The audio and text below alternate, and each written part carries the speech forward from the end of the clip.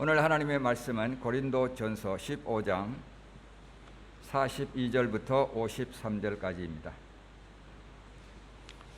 여러분에게 봉독하겠습니다.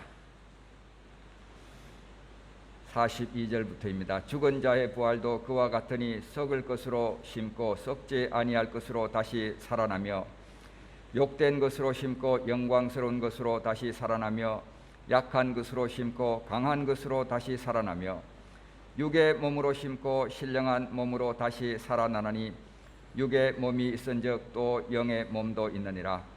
기록된 바 첫사람 아담은 생령이 되었다 함과 같이 마지막 아담은 살려주는 영이 되었나니, 그러나 먼저는 신령한 사람이 아니요 육의 사람이요 그 다음에 신령한 사람이니라. 첫 사람은 땅에서 났으니 흙에 속한 자이거니와 둘째 사람은 하늘에서 나셨느니라.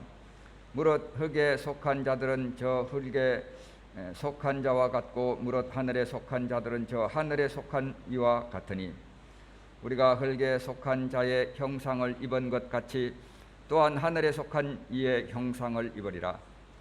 형제들아, 내가 이것을 말하노니 혈과 육은 하나님 나라를 이어받을 수 없고, 또한 썩는 것은 썩지 아니하는 것을 유업으로 받지 못하느니라. 보라, 내가 너에게 비밀을 말하노니 우리가 다 잠잘 것이 아니요 마지막 나팔에 순식간에 홀연히 다 변화되리니, 나팔 소리가 나매 죽은 자들이 썩지 아니할 것으로 다시 살아나고 우리도 변화되리라. 이 썩을 것이 반드시 썩지 아니할 것을 입겠고 이 죽을 것이 죽지 아니함을 입으리로다. 아멘. 네, 우리가 후반부에 와서 계속 사도신경을 함께 묵상을 하고 있습니다. 이제 사도신경의 거의 마지막 부분이 다가왔습니다. 자, 오늘 저와 여러분이 함께 생각할 것은 저 밑에 있는 것입니다.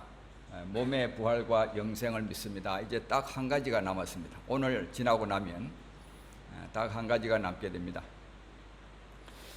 자, 초대교회의 이단으로 등장하였던 이 기독교적 영지주의자들, 그노시스파들이 있었습니다. 그들은 육체와 물질이 악하다고 가르쳤습니다. 그래서 그들은 영적이라고 불렸던 영혼은 궁극적으로 구원을 받고 영적 세계로 귀환받는다, 이렇게 주장을 했습니다. 반면에 육체는 물질적인 세계가 종말을 맞이할 때에 구제받지 못하고 파괴되어 버린다고 주장했습니다. 이것에 대한 사도신경의 반격이 무엇입니까? 그 대답은 이것입니다. 나는 몸의 부활을 믿습니다. 몸은 죽어도 없어지지 않는 것이라고 주님은 말씀하십니다. 죽으면 다른 형체를 가지게 되는 것이라고 주님은 말씀하십니다. 그래서 이것은 우리 몸이 악하다거나 또는 우리 몸이 실질적으로 우주적인 존재가 되지 못한다라고 말하는 관념을 최종적으로 부인하는 고백입니다. 나는 몸의 부활을 믿습니다. 오늘 말씀에 세 가지 요점이 있습니다. 우리의 몸과 몸의 죽음과 몸의 부활입니다. 첫 번째로 우리가 우리 몸을 살펴보겠습니다. 대부분의 우리들은 몸에 대해서 좋지 않게 생각하는 부분이 있습니다. 아마 여러분 각자가 생각해 보면 나는 코가 좀 못생겨서, 나는 좀 키가 너무 작아, 이런 좋아하지 않는 부분들이 있을 것입니다. 만약에 우리에게 신체를 변화시킬 수 있는 능력이 주어진다면 여러분 어떻게 하시겠습니까? 그 능력 사용할까요? 묵혀둘까요? 아마 이 질문은 상당히 좀 어리석은 질문인 것 같습니다.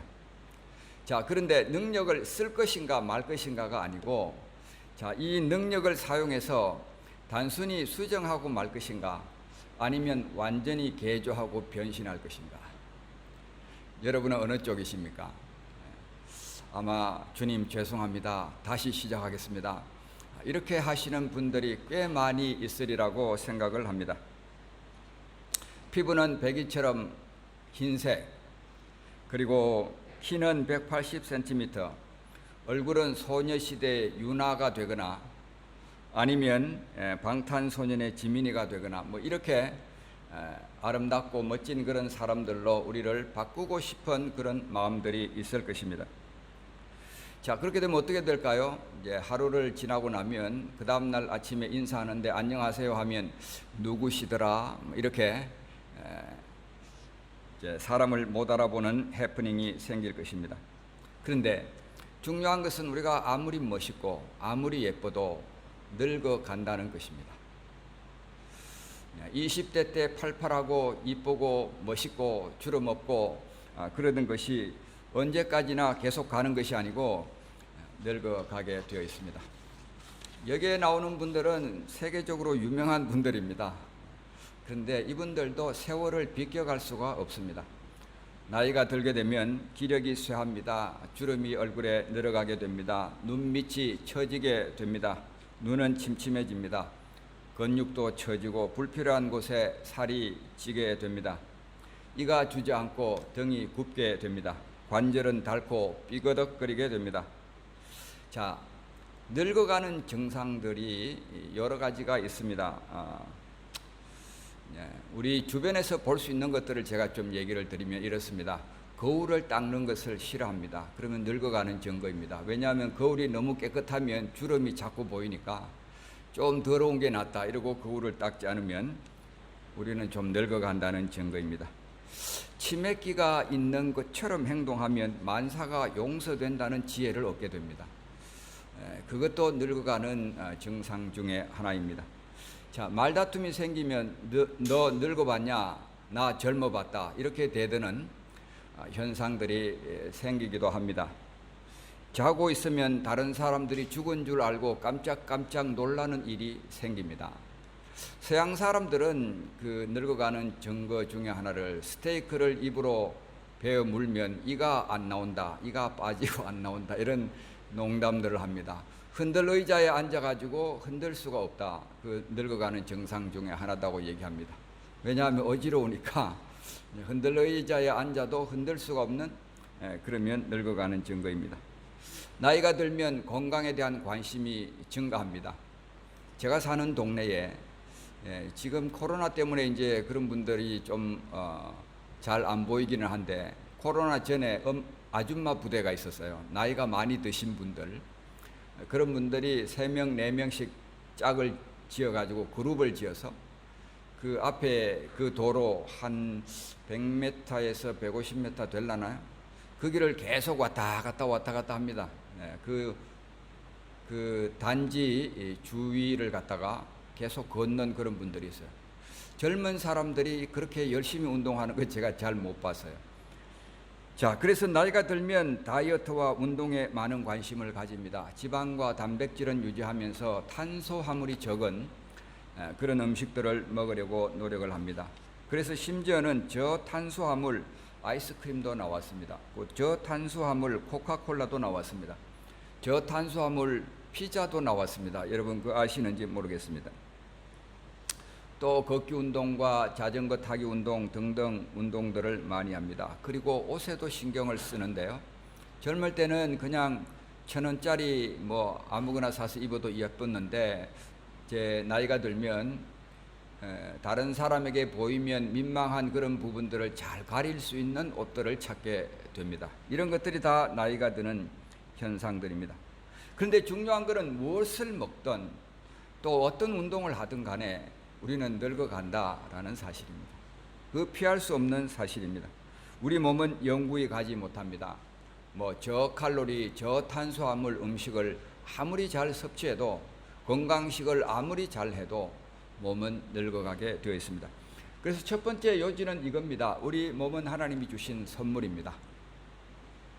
우리가 원하는 대로 우리 몸을 가질 수 있었던 것이 아닙니다. 부모님이 원해서 우리가 생겨난 것도 아닙니다. 하나님이 주신 생명입니다. 더 중요한 것은 이 몸은 영구적으로 지속되지 않는다라는 사실입니다. 자, 두 번째 요점은 이것입니다. 우리 몸은 죽게 되어 있습니다. 죽음은 인간의 근본적인 문제입니다. 죽는다는 것은 엄청난 두려움을 가져다 줍니다. 죽음에 대한 두려움은 다른 모든 두려움의 총합계보다도 더 두려운 그런 두려움입니다. 죽음이 두렵기 때문에 사람들은 그 죽음이라는 단어를 입에 담기조차 꺼려합니다. 그래서 완곡어법을 사용해서 죽음을 묘사합니다. 우리말에도 그런 것들이 상당히 많이 있습니다. 죽었다고 말하지 않고 서거했다, 돌아가셨다, 하직했다, 이런 표현들을 씁니다. 별세했다, 이렇게 하지 죽었다, 이런 말을 잘 사용을 하지 않습니다. 언젠가 우리는 죽음의 강을 건너게 되어 있습니다. 그런데 죽음이 다가온다는 것을 알면서도 우리는 더 오래 살고 싶어 합니다. 자, 예를 들어서 제가 여러분 이번 주말에 피자 파티를 하겠습니다. 그런데 같이 모여서 죽음에 대해서 얘기해 봅시다. 그러면 아마 여러분들은 피자 안 먹고 조용하게 집안에서 주말을 보내는 것을 선택하실 것입니다. 자, 헬라의 희곡 작가였던 스포클레스는 이렇게 얘기했습니다. 모든 위대한 경이로움 가운데 인간이 가장 위대하다. 그러나 인간도 죽음만은 치료하지 못한다. 지금까지 많은 의약품이 발견되었습니다. 많은 질병들을 고쳤습니다. 개선되게 하였습니다. 그러나 그 의학들이 인간의 수명을 좀 늘려주고 건강하게 더 오래 살도록 해주기는 했지만 아무리 발달된 의학으로도 죽음 자체를 치료하지는 못하고 있습니다. 자, 그렇다면 성경은 죽음에 대해서 뭐라고 말하고 있을까요? 자, 성경은 죽음은 예정된 것이다고 말합니다. 죽음은 반드시 있다라는 말입니다. 히브리서 9장 27절 앞부분에 보면 한 번 죽는 것은 사람에게 정하신 것이요 죽음은 누구도 피할 수 없는 일이라고 말하고 있습니다. 두 번째로 죽으면 사람들은 끝이다라고 말하는데 성경은 죽음이 끝이 아니다라고 분명하게 선언을 합니다. 동일한 히브리서 9장 27절 후반부에 보면 그 후에 심판이 있다라고 분명히 얘기합니다. 자, 세 번째 죽음에 대해서 성경이 얘기하는 것은 예수님은 이 죽음을 이기셨다라는 사실입니다. 디모데후서 1장 10절 말씀입니다. 그는 사망을 패하시고 복음으로써 생명과 썩지 아니할 것을 드러내신지라. 예수님은 사망을 이겼습니다. 사망 자체를 폐지하셨습니다. 부활함으로써 죽음을 이기셨던 것입니다. 자, 네 번째로 죽음에 대해서 얘기하고 있는데 죽음은 마지막 대적이다. 예수님을 믿는 사람들에게, 그리스도인들에게 죽음은 마지막 대적이 될 것이라고 말하고 있습니다. 자, 우리 그리스도인들이 지금 네 가지를 제가 말씀드린 것을 요약하면 이렇습니다. 죽음은 반드시 온다. 예정된 것입니다. 죽음은 끝이 아닙니다. 그리고 예수님은 이 죽음을 이기셨습니다. 폐지하셨습니다. 그리고 죽음은 마지막 대적이라고 얘기하고 있는데요. 우리 그리스도인들이 가지고 있는 곤란한 질문이 바로 이 세 번째, 네 번째 사이에서 존재합니다. 아니, 예수님이 죽음을 이기셨다고 그랬는데 그러면 왜 우리는 죽게 돼 있나? 죽음을 폐지했다고 하셨는데 왜 사람들은 죽어야 되는가? 그런 질문들을 우리가 가지게 되는 것입니다. 이 두 가지가 왜 아직도 공존할 수 있는 것인가? 그런 질문들이 우리들에게 일어나게 됩니다. 그 해답은 죽음의 본질을 이해하는 데 있습니다. 죽음의 본질이 무엇일까요? 그 죽음의 본질은 분리에 있습니다. 죽음은 몸이 영혼으로부터 부자연스럽게 분리되는 현상입니다. 자, 죽음이 자연스러운 삶의 일부다라고 주장하는 현대인들에게 인기를 얻고 있는 운명론적인 사상이 있는데 성경이 말씀해주고 있는 것은 죽음은 자연스러운 삶의 일부가 아닙니다. 부자연스러워도 너무나 부자연스러운 그런 사건이 바로 죽음인 것입니다. 자, 죽음이 자연스러운 거라면 재난 영화들을 보면 왜 사람들이 그렇게 사투를 벌이면서 살아나려고 노력할까요? 죽음이 자연스러우면 그냥 가만히 기다리고 죽으면 되는 것입니다. 그런데 사람들은 길을 쓰고 살아나려고 합니다. 타이타닉 같은 영화 여러분 보셨죠? 죽음의 두려움이 닥쳐오게 되면 사람들이 패닉 상태에 빠지게 되고 어떻게 해서든 살아나려고 노력합니다. 죽음이 부자연스럽다는 증거입니다. 사람들은 아까도 말한 것처럼 죽음이라는 단어 자체도 말하기를 꺼려하고 있습니다. 죽음은 온 세상을 통틀어서 가장 부자연스러운 사건인 것입니다. 그런데 왜 죽음이 있나? 왜 죽어야 할까? 왜 죽음을 맞이하는가? 자, 성경적인 대답은 이것입니다. 죽음은 죄 때문에 이 세상에 들어왔습니다. 로마서 5장 12절에 의하면 그러므로 한 사람으로 말미암아 죄가 세상에 들어오고 죄로 말미암아 뭐가 왔습니까? 사망이 들어왔다고 말하고 있습니다. 죽음은 죄 때문에 이 세상에 들어온 존재입니다. 자, 다시 말하면 이렇습니다. 죽음이 존재하는 이유는 죄가 존재하기 때문입니다. 죄가 영구히 제거되었을 때에 사망도 더 이상 존재할 수 없게 됩니다. 이것이 바로 천국에는 더 이상 사망이 없는 이유입니다. 그래서 계시록 21장 4절에 의하면 다시는 사망이 없고 거기에는 사망이 없습니다. 왜 그렇습니까? 거기에는 죄가 없기 때문에 그렇습니다. 그래서 죽음의 본질이 무엇인가? 사망의 본질이 무엇인가? 분리입니다. 왜 이 죽음이 세상에 있게 되었나? 그것은 죄 때문에 그렇습니다. 이 죄가 소멸되고 죄가 없어지면 사망도 없어지게 되는 것입니다. 죄가 없는 세상이 존재합니다. 사망이 없는 세상이 존재합니다. 지금 저와 여러분이 집착하고 살아가고 있는 이 세상은 지나가는 세상입니다. 없어지는 세상입니다. 언젠가는 멸망하고 말 것입니다. 그래서 그 나라가 올 때까지 우리는 3번과 4번 사이에 갈등을 겪고 있습니다. 죽음은 폐지되었는데 그래도 우리는 죽음을 맞이해야 되는 그 같은 삶, 부자연 사태 속에서 우리는 살아가고 있습니다. 그런데 이런 사태는 앞으로 사라지게 될 것입니다. 예수님이 우리 죄 때문에 죽으셨습니다. 그리고 다시 부활하셨습니다. 이로써 그는 세상을 지배하는 세력인 죽음을 폐지하셨습니다. 언젠가는 사망 그 자체가 죽임을 당하는 날이 오게 될 것입니다. 그 날이 오기까지 우리는 비정상적인 상태 가운데 살아가고 있는 것입니다. 그래서 전도서의 솔로몬이 이미 수천 년 전에 이 사실을 잘 간파하고 이렇게 말했습니다. 흙은 여전히 땅으로 돌아가고 저와 여러분의 몸은 흙에서부터 난 것입니다. 우리는 흙으로부터 왔고 흙으로 돌아가게 될 것입니다. 인간적인 관점에서 보면 이것이 우리의 운명입니다. 우리는 이렇게 가도록 정해져 있습니다. 몸이 부패하게 되고 몸이 늙어가게 되고 마침내 우리 몸은 사망을 맞이하게 됩니다. 그런데 이것이 인생의 끝이 아니다는데 저와 여러분의 희망이 있습니다. 그것은 뭐냐면 우리 몸의 부활입니다. 오늘 우리가 사도신경에서 함께 고백하는 나는 몸의 부활을 믿습니다. 그것이 무엇을 의미할까요?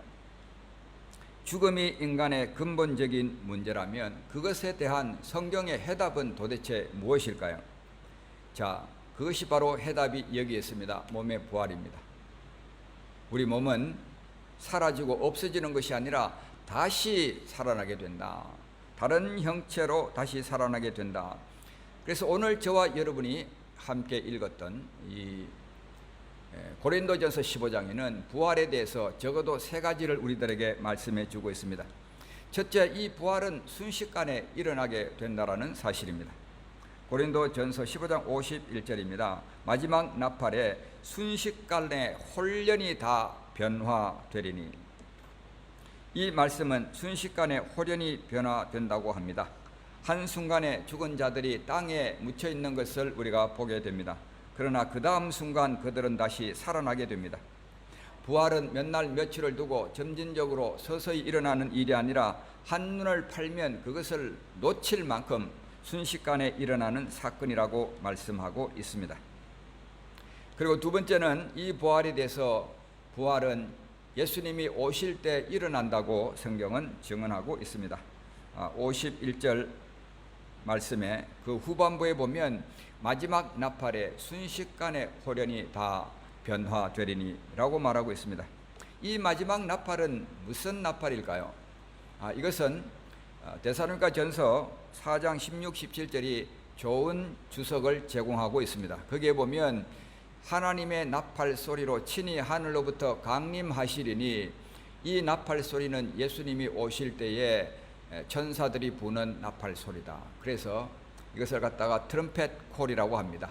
세계 만방 어느 곳에 있든지 하나님께서 부르시면 모두가 다 일어나게 되는, 부활을 경험하게 되는 그런 트럼펫 콜이 될 것입니다. 자, 이 말씀 속에 보면 나팔 소리가 울리게 되고 그리스도 안에서 죽은 사람들이 일어날 것이라고 말씀하고 살아있는 자들은 공중으로 들림을 받는다고 하고 있습니다. 거기서 주님을 맞이한다. 이게 바로 신학적인 용어로 휴거라고 하는 것입니다. 영어로는 rapture라고 하는데 우리는 하늘로 들림을 받아서 그곳에서 주님을 다시 만나게 될 것입니다. 자, 부활에 대해서 세 번째입니다. 완전한 변화가 일어난다고 성경은 말씀하고 있습니다. 15장 52절 53절입니다. 나팔 소리가 나매 죽은 자들이 썩지 아니할 것으로 다시 살아나고 우리도 변화되리라. 이 썩을 것이 반드시 썩지 아니할 것을 입겠고 이 죽을 것이 죽지 아니함을 입으리로다. 이때 순식간에 우리의 몸이 변화됩니다. 썩을 것이 썩지 아니할 것으로, 또 죽을 것이 죽지 아니할 것으로 변화되는 그런 우리의 삶의 모습을 보여주고 있습니다. 자, 이런 얘기 우리가 많이 들었는데, 자, 그런데도 여전히 우리는 보지 못한 것들에 대한 의문이 있습니다. 아니, 도대체 그 부활 때는 어떤 모습으로 나타나게 될까? 부활의 형체는 어떤 것일까?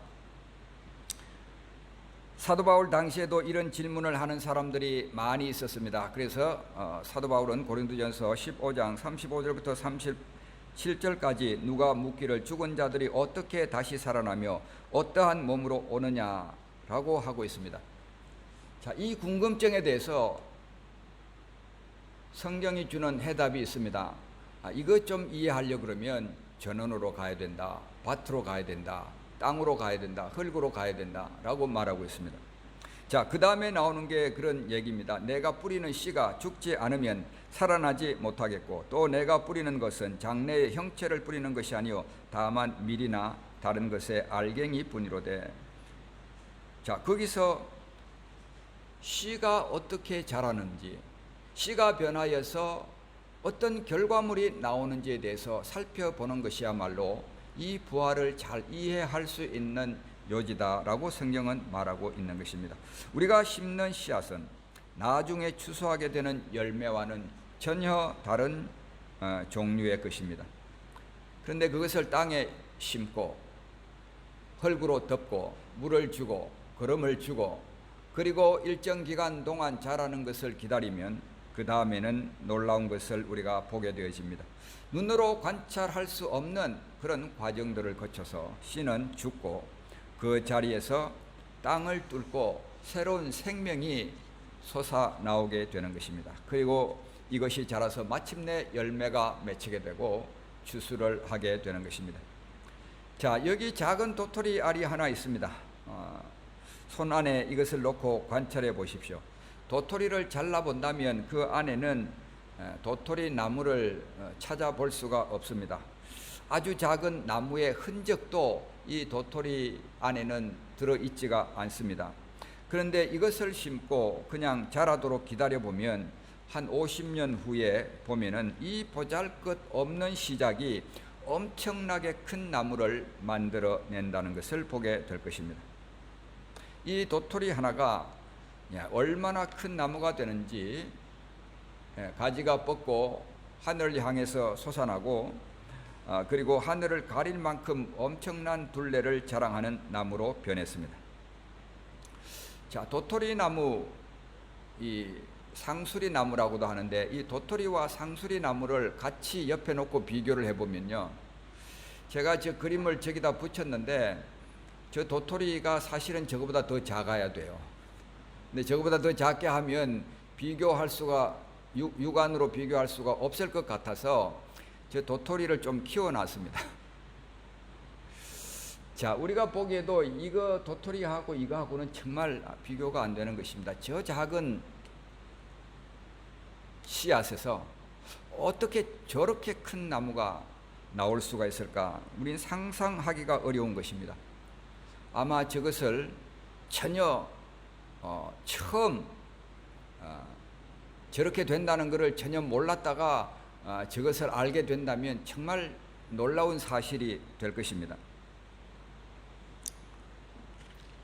이 작은 도토리가 사실은 그 안에 큰 나무를 담고 있었다는 것입니다.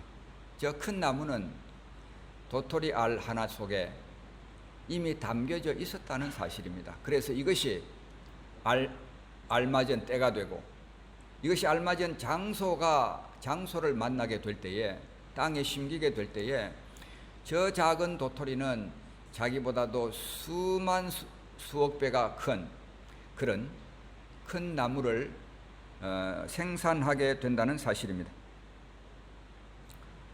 어떻게 이런 일이 일어났을까요? 그것은 우리가 방금 얘기했습니다. 상수리 나무가 나오기 전에 먼저 도토리가 땅에 심기고 죽어야 합니다. 죽지 않으면 저 큰 나무가 나타날 리가 없습니다. 우리나라 분들이 저 도토리를 주워다가 묵을 해 먹습니다. 외국 사람들은 그것을 좀 이상하게 생각을 하던데요. 그러면 다람쥐는 뭐 먹고 사느냐 이렇게 얘기를 합니다. 그렇게 묵으로 가면 상수리 나무가 없습니다. 근데 저 작은 씨앗이 땅에 심기고 그리고 죽으면 거기에서 상상할 수 없는 엄청난 변화가 나타난다는 사실입니다. 이것이 고린도전서 15장이 저와 여러분에게 말하고자 하는 요지입니다. 저와 여러분은 조그만 도토리들과 같습니다. 우리는 볼품이 없습니다. 인상적이지도 않습니다. 어느 날 우리가 죽고 땅에 묻히는 날이 오게 될 것입니다. 산 날을 돌아보며 임종의 순간에 돌아보면 모두가 다 허무하다는 얘기들을 많이 하고 있습니다. 우리는 저 도토리처럼 지극히 작은 존재에 불과한 것입니다. 그런데 이 도토리가 땅에 묻히고 이 도토리가 죽으면 엄청난 변화를 경험하게 됩니다. 도토리가 엄청나게 큰 상수리 나무를 만들어내기 위해서 죽어야 하는 것처럼 저와 여러분도 죽으면 놀라운 부활의 경험을 하게 되는 것입니다. 저와 여러분이 지금 사도신경에서 고백하는 것은 나는 몸의 부활을 믿습니다. 이 부분입니다. 몸의 부활은 죄의 결과를 바꾸어 놓기 위해서 필요합니다. 사람들은 늙어가게 되고 암에 걸리고 질병에 걸리고 사고를 만나고 끔찍한 비극들을 만나고 있습니다. 자, 이런 것들은 모두 죄 때문에 이 땅에 임하게 되는 저주의 일부들입니다. 자, 우리 몸이 최종적으로 영원히 변하지 않는 한 하나님의 구원은 완전한 것이 되지 못한다는 것을 우리는 기억해야 합니다. 하나님의 구원은 우리 영혼뿐만 아니라 우리 몸의 구원도 포함하고 있다는 것을 우리는 알아야 합니다. 우리의 구원은 우리의 몸이 불멸에 썩지 아니할 몸으로 변하지 않는 한 완전한 구원이 아닙니다. 그래서 우리가 믿는 것은 영혼의 구원뿐만 아니라 온전한 구원입니다. 몸의 부활은 우리 구원의 마지막 단계입니다. 일반적으로 우리가 구원에 대해서 얘기할 때에 이렇게 얘기합니다. 첫 번째 단계, 이것이 몸의 부활이 마지막 단계라고 말씀을 드렸는데 우리 구원에 몇 단계가 있습니다. 첫째는 죄의 형벌로부터 구원입니다. 이것은 우리가 예수님을 믿을 때에 우리에게 일어나는 일입니다. 누구든지 예수님은 자격 제한을 하지 않으셨습니다.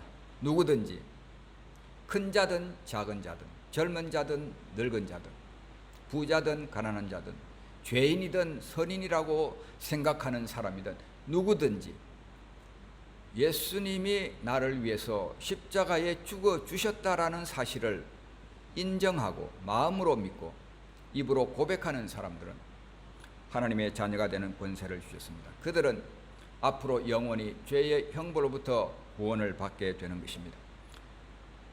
더 이상 저주가 없고 더 이상 심판이 없는 놀라운 구원의 특권을 누리게 될 것입니다. 두 번째 단계가 있습니다. 그것은 죄의 권세로부터의 구원입니다. 자, 이것은 우리가 죄의 형벌로부터 구원받은 사람들이 나 구원받았으니까 아무렇게나 살아도 된다, 그것은 아닙니다.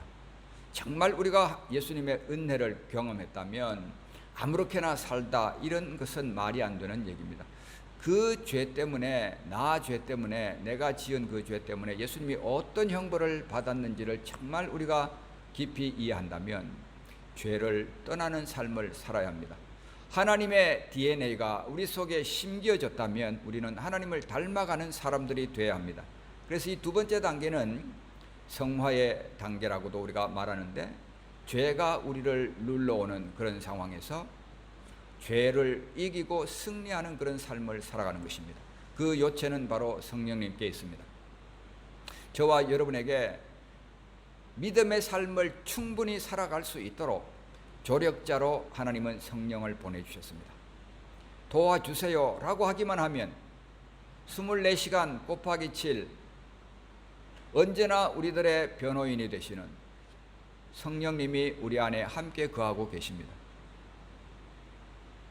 그래서 연습을 많이 해야 합니다. 네. 실망이 될 때, 낙심이 될 때, 축 처질 때. 한 이틀 전에 제가 오전에 상당히 저기압이 된 적이 있었어요. 해야 될 일이 있고 다 하지 못하는 듯한 느낌, 이런 것들이 저를 이렇게 눌러오기 시작하는데 상당히 저기압이 되어 있었습니다.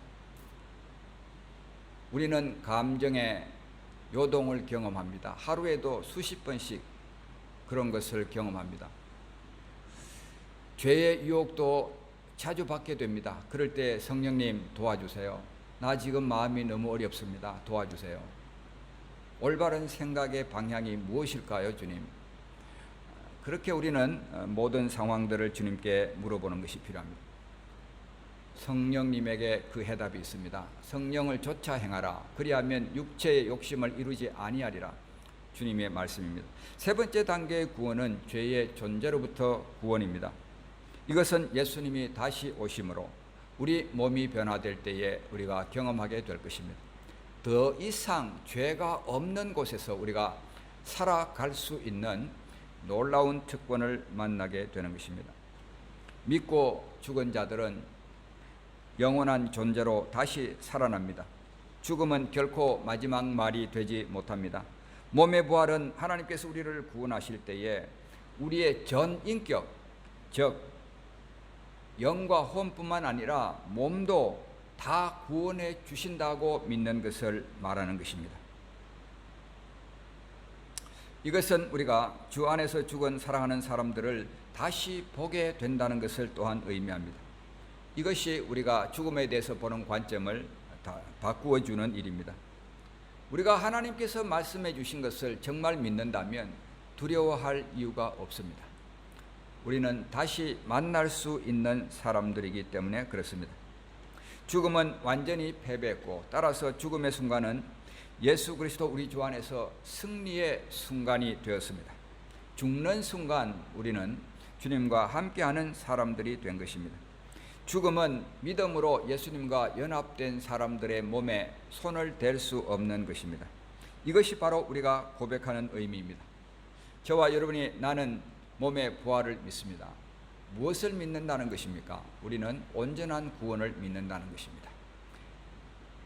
영만 구원받는 것이 아니라 우리의 몸도 새롭게 되는 그와 같은 온전한 구원을 우리는 하나님께 믿는다고 고백하는 것입니다. 자, 이 고린도전서 15장, 우리가 잘 알듯이 부활의 장입니다. 부활에 대해서 고린도 성도들이 의문을 가지고 있던 것을 사도 바울은 차근차근 설명을 해 주었습니다. 그리고 이 부활의 장을 마치면서, 자, 그렇다면 몸의 부활을 믿는다면 so what? 우리는 어떻게 해야 됩니까? 몸의 부활을 믿는다면 도대체 그것이 우리에게 무슨 의미를 주는 것입니까? 그래서 15장의 제일 마지막 절인 15장 58절에 이렇게 말하고 있습니다. 그러므로 내 사랑하는 형제들아, 견실하며 흔들리지 말고 항상 주의 일에 더욱 힘쓰는 자들이 되라. 이는 너희 수고가 주 안에서 헛되지 않은 줄 알미라.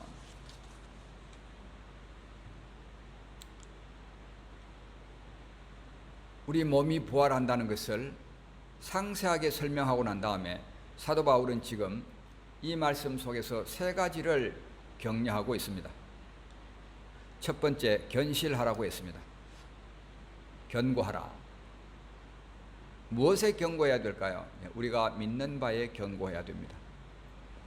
그래서 복음의 진리에 견고해야 됩니다.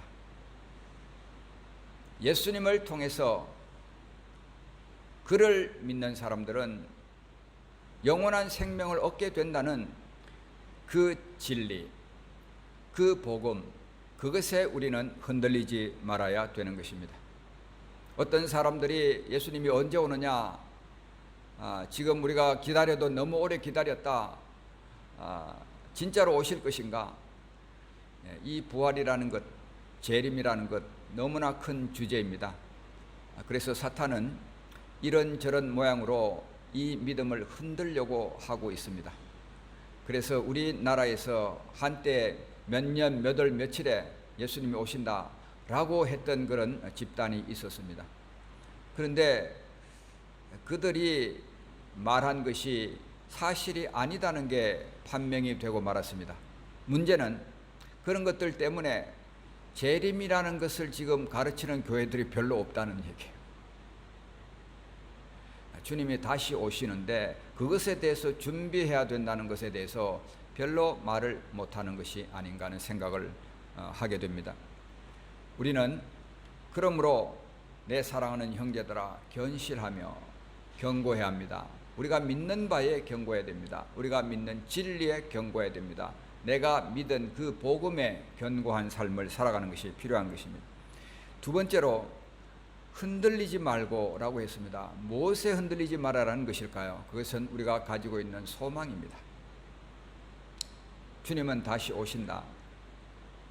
우리는 주님과 같이 변화될 것이다. 그리고 영원히 주님과 함께 살게 될 것이다. 그 소망에서 흔들리지 말 것을 얘기하고 있습니다. 세 번째는 주의 일에 힘쓰라고 하였습니다. 항상 주의 일에 더욱 힘쓰는 자들이 되라. 주님의 일이라는 것이 무엇일까요? 그것은 어떻게 할 수 있는 것이냐면 주님께 순종함으로 주님의 일을 할 수가 있습니다. 주님께 순종해야 되는데 성경에서 우리에게 순종하라고 하는 계명들이 참 많이 있습니다. 그런데 그 계명을 다 한마디로 묶으면 사랑하라는 것입니다. 그럼 우리가 순종해야 될 가장 중대한 계명은 사랑하는 것입니다. 그것이 주님의 일입니다. 우리가 이 일을 저기에 말씀하신 것처럼 주의 일에 더욱 힘쓰는 자들이더라. 항상 주의 일에 더욱 힘쓰는 자들이더라. 강조가 되어 있는 그런 모습을 볼 수 있습니다. 그 이유를 제시하고 있는데 이는 너희 수고가 주 안에서 헛되지 않은 줄을 알미니라. 때때로 우리는 내가 하는 일이 뭔가라고 우리 자신들에게 질문합니다. 선교사님들에게도 이 질문이 있어요. 내가 하는 일이 도대체 뭔가? 나는 왜 인도에 왔던가? 울려고 왔던가? 그런 질문들이 선교사님들에게 있어요. 그러니까 우리가 살아가면서 나는 왜 살지? 주님 일을 한다고 하는데 이게 무슨 열매가 있나? 이게 무슨 영향력이 있나? 그런 질문들을 우리가 할 때가 많이 있습니다. 사람을 사랑한다고 하면요, 그냥 가만히 있을 때보다도 상처를 받기가 쉽습니다. 그냥 인터랙션 하지 않고 혼자 그냥 집안에만 있으면 부딪힐 일은 없을 텐데 도와준다고 하다 보면 상대방은 또 오해를 하게 됩니다. 우리는 선의를 가지고 일을 하더라도 상대방이 오해를 할 수가 있습니다. 그런 일들을 우리가 만납니다. 그런데 중요한 것은 이는 너희 수고가 주 안에서 헛되지 않은 줄을 알미니라. 우리가 무슨 수고를 하든 그게 큰 일이든 작은 일이든 하나님은 알고 계십니다. 보고 계십니다. 그리고 그것에 대해서 하나님은 보상해 주실 것입니다. 주님께서 분명히 말했습니다. 믿음의 요체가 무엇인가? 하나님이 반드시 계시다는 것과 그가 자기를 찾는 자들에게 상 주시는 이심을 믿어야 할지니라. 하나님은 저와 여러분이 하는 일에 대해서 나 몰라라 하시지 않습니다. 우리는 깝깝할 수가 있습니다. 그런데 하나님은 우리의 작은 일들이라도 관심을 가지고 지켜보고 계십니다.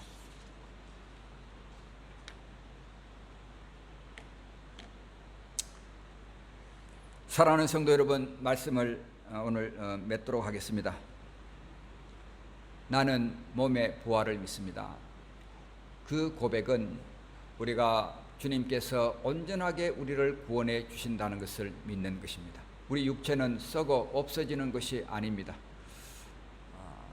지구가 멸망할 때에, 세상이 멸망할 때에 우리 육체도 사라져 버리는 존재가 아닙니다. 우리는 도토리 한 알을 심을 때에 엄청난 큰 상수리 나무가 나타나는 것처럼 변화된 몸의 형체를 입고 주님과 함께 살아가게 될 것입니다. 사랑하는 성도 여러분, 씨가 죽으면 새로운 형체로 살아나는 것처럼 우리 몸은 다시 살아납니다. 몸은 형체도 없이 사라지는 것이 아니라 다른 형태로 부활체를 입게 된다는 사실입니다. 몸의 부활, 즉 온전한 구원을 믿음으로 산 소망 가운데 살아가시면서 선한 일에 열심내는 새로운 삶의 목표를 바라보시기를 우리 주님의 이름으로 축복합니다. 우리 같이 기도하겠습니다. 하나님 아버지의 은혜를 감사합니다. 오늘 주님께서 예수님이 다시 오실 때에 마지막 나팔 소리에 우리가 홀연히 다 변화될 것이라고 말씀하셨습니다. 우리는 그 같은 사건을 경험해 보지 못했습니다. 우리의 머리로 상상하기도 어렵습니다. 그러나 실물 교육을 주님은 우리들에게 해 주셨습니다. 도토리 하나를 심으면 거대한 상수리 나무가 나타나는 것처럼 하나님 아버지, 우리가 죽으면 죽고 없어지는 것이 아니라 그 죽음의 바탕에서 새롭게 부활의 소망을 가질 수 있다고 우리들에게 말씀해 주셨습니다. 주님, 우리에게 이 같은 사망을 이기시고 최고의 소망을 주신 주님을 찬양합니다. 죽음에 매여 살지 않게 하시고 죽어도 살 소망을 주신 하나님 아버지, 죽음의 공포에 매여 일생 동안 종노릇하는 사람들로부터 우리들을 건져내 주시고 이 새롭고 산 소망을 허락하여 주신 우리 주님께 감사와 찬송을 돌립니다. 하나님 아버지, 우리에게 주님이 권면하십니다. 견고하라고 말씀하십니다. 우리가 복음의 믿음 안에서 견고할 수 있게 하여 주옵소서. 예수님의 십자가 은혜 아직도 받아들이지 못한 분이 있다면 지금 입을 열어서 예수님을 내 주님으로 구세주로 내 마음에 모셔드립니다. 고백하시는 시간 되시기 바랍니다.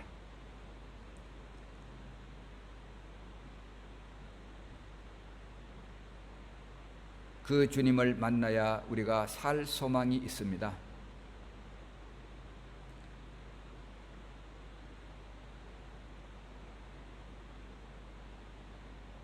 주님께서 두 번째로 우리에게 권면하십니다. 흔들리지 말라고 하십니다. 부활의 소망에 흔들리지 말아야 할 것을 우리들에게 말씀하십니다. 예수님을 진정으로 믿은 사람이라면 소망과 큰 기쁨을 가지고 부활의 날을 바라보아야 할 것입니다. 하나님 아버지, 우리에게 주신 이 소망 소중히 간직하게 하시고 주님 다시 만나볼 그 소망 가운데서 살아갈 수 있게 하여 주옵소서. 주님의 거룩하심처럼 우리도 거룩한 삶을 살아갈 수 있게 하여 주옵소서. 주님 앞에 설 때에 부끄러울 것 없는 사람으로 설 수 있도록 은혜를 베풀어 주시옵소서. 주님의 일에 더욱 힘쓰는 자들이 되라고 말씀하십니다. 하나님 아버지, 주님의 말씀에 순종하는 삶을 살아가게 하여 주옵소서. 특별히 선한 일에 힘쓰는 삶을 살아가게 하여 주옵소서. 이는 너희 수고가 주 안에서 헛되지 않은 줄을 알미니라. 주님을 위하여 일한다고 하면서 이것이 무슨 소용이 있는지 질문해 보신 적이 있으십니까? 믿음으로 살아가는 삶, 이것이 무슨 소용이 있는지 질문해 보신 적이 있으십니까? 주님은 헛되지 않다고 말씀하십니다. 하나님께 나아가는 자는 반드시 그가 계신 것과 그가 자기를 찾는 자들에게 상 주시는 이심을 믿어야 할지니라고 말씀하셨습니다. 하나님 아버지, 우리 수고 눈에 보이지 않는 것 같고 귀에 들리지 않는 것 같고 오히려 사람들의 반대를 만날지라도 주님이 아시고 주님이 보상하여 주시고 주님의 영광 가운데 상 주실 것을 바라보는 믿음의 시야가 우리들에게 있게 하여 주시옵소서. 하나님 아버지, 나는 몸의 부활을 믿습니다. 온전하게 구원하실 우리 주님의 부활을 믿습니다. 주님께서 이같이 우리를 향하여 온전한 계획을 가지고 계시고 우리에게 관심 가지고 계시며 우리를 돌보고 계심을 인하여 우리 주님을 찬양합니다. 예수님의 이름으로 간절히 기도하옵나이다. 아멘.